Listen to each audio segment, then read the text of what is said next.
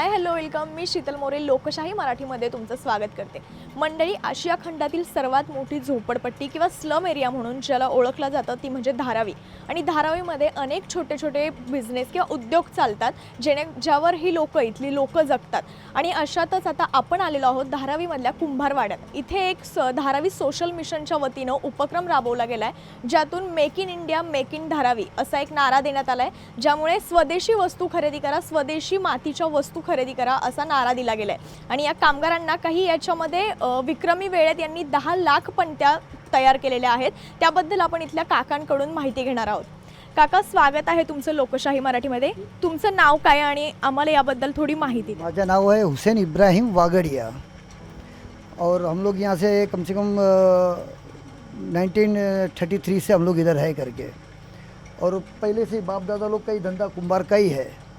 और इस साल ज़रा दिवाली में ज़रा अच्छा गया दिवाली हमारा. तो अचानक जो ऑर्डर जो मिल गया अडानी साहब का बड़ा ऑर्डर आया था 10 लाख दिया का पैकेट का, और वो दिया का पैकेट के हिसाब से मतलब सबका दिवाली ये साल मतलब ज़रा अच्छा गया. मतलब ये बात, जिसके पास भी बैलेंस में जो माल था, जो माल का जो टेंशन लेके बैठे थे, वो सबका माल बेचारे वो लोग ने ले लिया.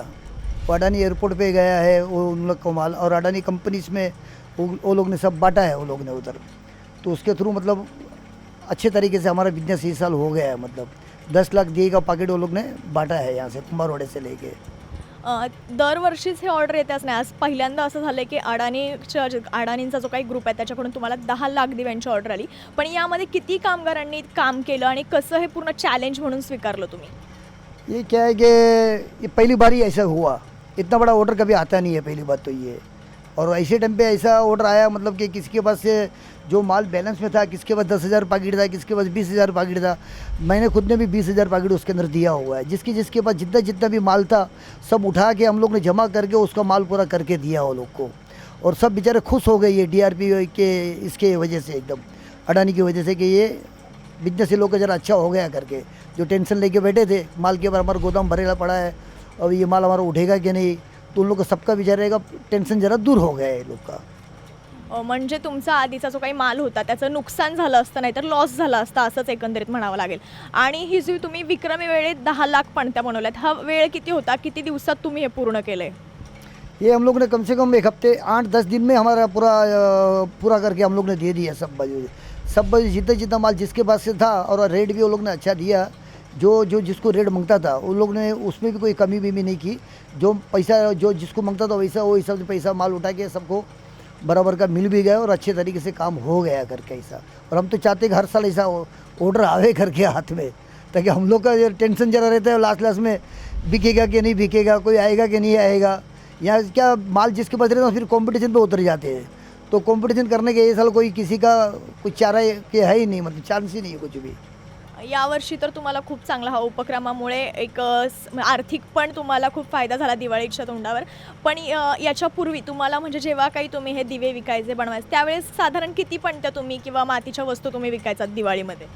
हमारा कम से कम 25-30 हज़ार पैकेट रहता है. 10,000 पैकेट जैसा मेरा तो पहले से ख़त्म हो ही गया था, मगर 20,000 फिर भी मेरे पास बहुत माल, 20,000 पैकेट बहुत माल बोला जाता है. और 12 महीना हम लोग जमा करके हम लोग ये पूरा बना के थक जाते एकदम. और उसी टाइम पे अगर ऐसा माल पूरा भरा पड़ा रहेगा ना तो अच्छे को टेंशन आ जाता है, क्योंकि 12 महीने की हम लोग की वही दाल रोटी की कमाई रहती है, कि उससे हमारे घर का खर्चा, उससे हमारा टोटल चीज़ वही दिवाली के त्यौहार के ऊपर हमारा निर्भर रहता है. और वो अच्छा हो गया मतलब फिर भी. आपण म्हणतोय की हे मेक इन इंडिया आणि मेक इन धारावी उपक्रम तुम्ही आणि नारा दिलाय तुम्ही मुंबईकरांना, तर हे नेमकं काय आहे आणि तुम्ही मुंबईकरांना काय आवाहन करता या उपक्रमाच्या माध्यमातून? अभी मार्केट में सब मिलता है चाइना का आइटम, मगर मैं तो ये रिक्वेस्ट करता हूँ भाई इंडियन लोग को, जितने भी बड़े बड़े बिजनेसमैन हैं, कि यहाँ हर चीज़ 1 नंबर की मिलती है. धारावी के अंदर हर चीज़ आपको मिलती है. तो हिंदुस्तान की जो चीज़ यूज़ करो, और हिंदुस्तान के लोगों को भी फ़ायदा होता है उससे, और पूरा हिंदुस्तान का पैसा हिंदुस्तान के अंदर ही रहेगा. ऐसा बाहर जाने की ज़रूरत नहीं पड़ेगी अपने को, समझा, ये पैसा वो डालने के लिए. मतलब काका जसं म्हणाले आपल्याला की दरवर्षी जर अशा ऑर्डर आल्या आम्हाला तर आम्हाला खूप आर्थिक फायदाही होईल आणि कुणाच्यामध्ये कॉम्पिटिशनही राहणार नाही. तर आपण हेच इच्छा व्यक्त करूयात की त्यांना दरवर्षी अशी जास्तीत जास्त कामांची ऑर्डर मिळावी. आणि त्यांनी जो संदेश दिला, जे आवाहन केलं आहे मुंबईकरांना म्हणण्यापेक्षा सर्वच आपल्या देशवासियांना म्हणू की स्वदेशी वस्तू विकल्या जाणाऱ्या स्वदेशी वस्तू ज्या आहेत त्याच विकत घ्या, ना की चिनी मातीच्या भांडी किंवा चिनी मातीच्या वस्तू घेण्यापेक्षा.